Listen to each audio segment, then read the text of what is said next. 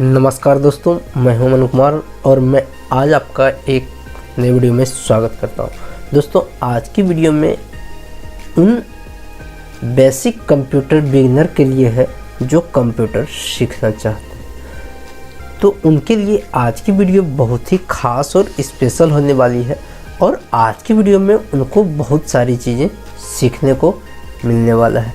तो चलिए आज की वीडियो को हम शुरू करते हैं। शुरू करने से पहले अगर वो चैनल पर नए हैं तो आप चैनल को सब्सक्राइब कर लीजिए और साथ ही साथ नोटिफिकेशन बेल ऑन कर लीजिए ताकि इस प्रकार की वीडियो जब भी मैं अपडेट करूं तो आपको नोटिफिकेशन मिल सके और उसे आप देखकर नया कुछ सीख सकें। तो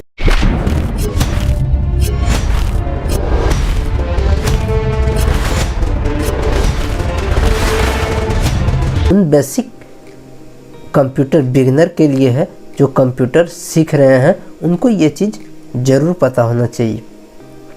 तो आज की जो टॉपिक है, आपका जो कंप्यूटर है उस कंप्यूटर को चालू होने के लिए क्या क्या चीज़ों की ज़रूरत पड़ती है।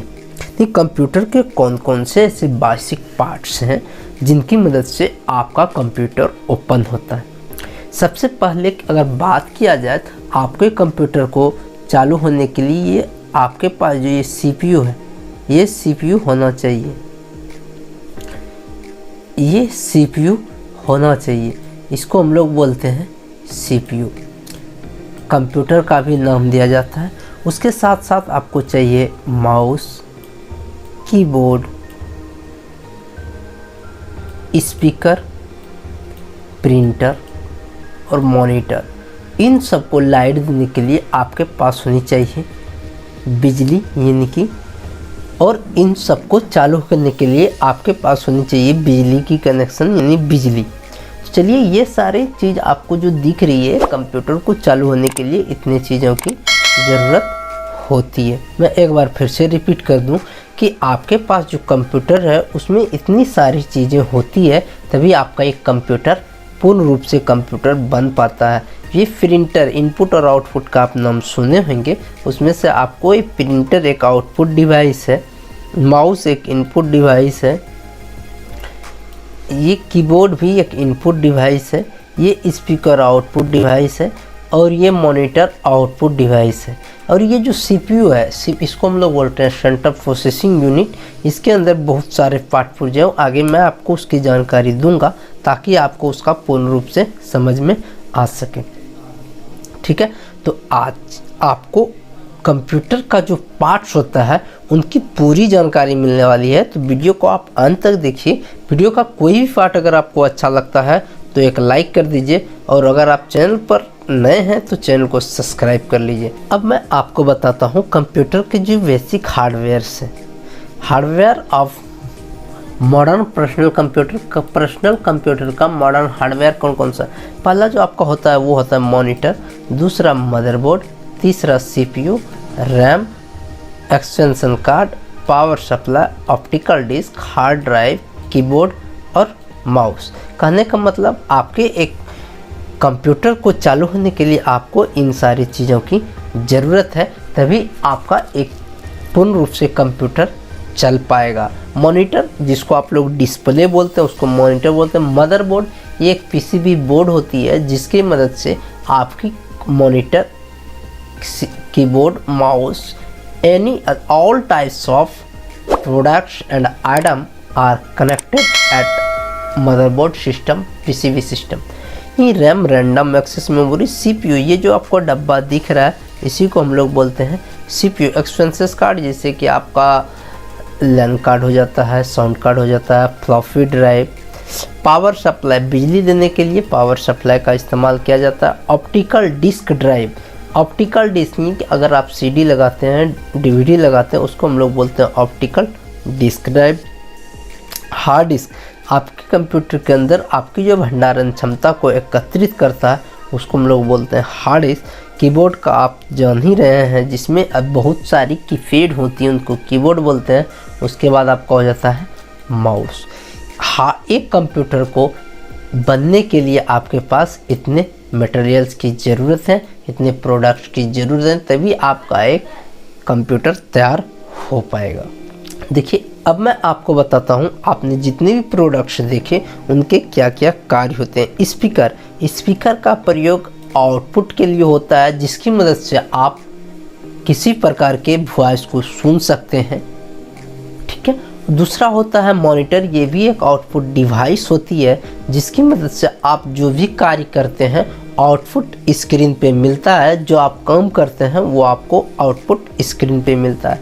सीडी या डीवीडी ड्राइव, आपके कंप्यूटर में जो सीडी ड्राइव लगी हुई रहती है उसकी मदद से आप किसी प्रकार के सीडी को रीड कर सकते हैं एंड राइट भी कर सकते हैं। कहने का मतलब रीड होता है ये उस सीडी में जो आपको है उसको आप देख भी सकते हैं और ज़रूरत पड़ने पर उसमें आप किसी प्रकार की डाटा को स्टोर भी कर सकते हैं।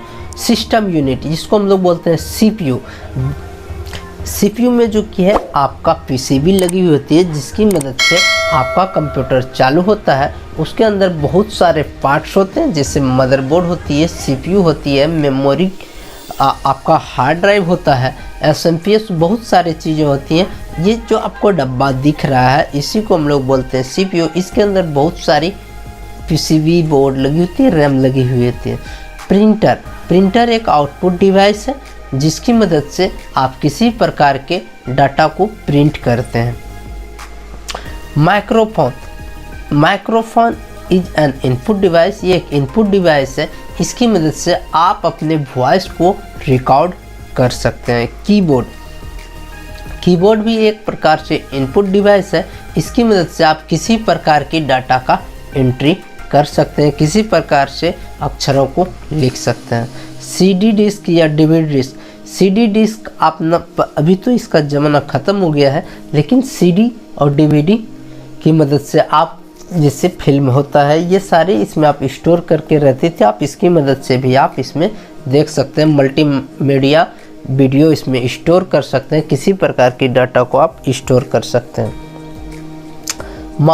माउस एक पॉइंटिंग डिवाइस है, ये इनपुट डिवाइस भी है। माउस की मदद से आप स्क्रीन के किसी भी एरिया को एक साथ आप सेलेक्ट कर सकते हैं। फ्लैश मेमोरी, कार्ड रीडर की मदद से आपके पास जो मेमोरी है उसको रीड करने के लिए कार्ड रीडर का इस्तेमाल किया जाता है।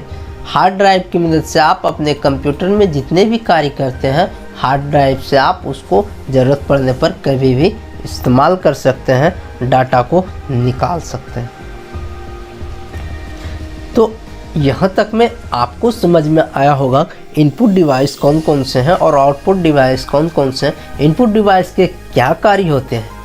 तो चलिए, आज अभी तक अगर आपको वीडियो अच्छा लगा तो लाइक कर दीजिए और चैनल पर नए हैं तो चैनल को सब्सक्राइब कर लीजिए।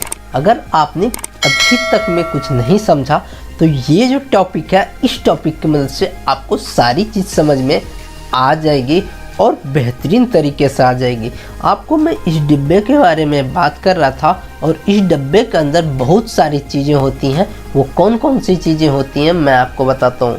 ये आपको पावर सप्लाई दिख रही है, इसी को हम लोग बोलते हैं एसएमपीएस। अगर इसका फुल फॉर्म का बात किया जाए तो इसको हम लोग बोलते हैं स्विच मोड पावर सप्लाई। इस डिवाइस की मदद से, इस प्रोडक्ट की मदद से इस पूरे सीपीयू में लाइट कनेक्ट होती है, बिजली कनेक्ट होती है। उसके बाद दूसरा अगर बात किया जाए तो इससे जो लाइट निकलती है वो आपका हार्ड ड्राइव, ऑप्टिकल ड्राइव, बहुत सारे पार्ट्स इसके अंदर जो होती हैं उसमें लाइट जाती है। उसके बाद होता है ये पीसीबी बोर्ड, इसको हम लोग मदरबोर्ड भी बोलते हैं। और आपके कंप्यूटर के बाहर नहीं आउटपुट हो या इनपुट हो, जितने भी प्रकार की डिवाइस है वो इनसे कनेक्टेड होती हैं। उसके बाद है ये प्रोसेसर। ये आप कोई भी कार्य करते हैं तो ये सबसे पहले प्रोसेस करता है, उसके बाद आपको रैम को टेम्पररी फाइल बनाता है, उसके बाद वो डाटा को आउटपुट करता है मॉनिटर के माध्यम से। सीपीयू सेंट्रल प्रोसेसिंग यूनिट भी बोल सकते हैं। ये हुआ रैम, इसको हम लोग बोलते हैं random access memory. This is an temporary memory. अगर आप रैम का वीडियो नहीं देखे हैं तो वीडियो के डिस्क्रिप्शन में मैं इसका लिंक दे दूंगा, आप रैम के वीडियो देख लीजिएगा ताकि आपको रैम अच्छी तरीक़ा से समझ में आ जाए। ऑप्टिकल ड्राइव का मैंने पहले भी जिक्र किया है, लेकिन मैं आपको फिर से बताता हूँ। ये ऑप्टिकल ड्राइव होती है, इसकी मदद से आप किसी प्रकार के सीडी या डीवीडी को रीड कर सकते हैं एंड राइट कर सकते हैं।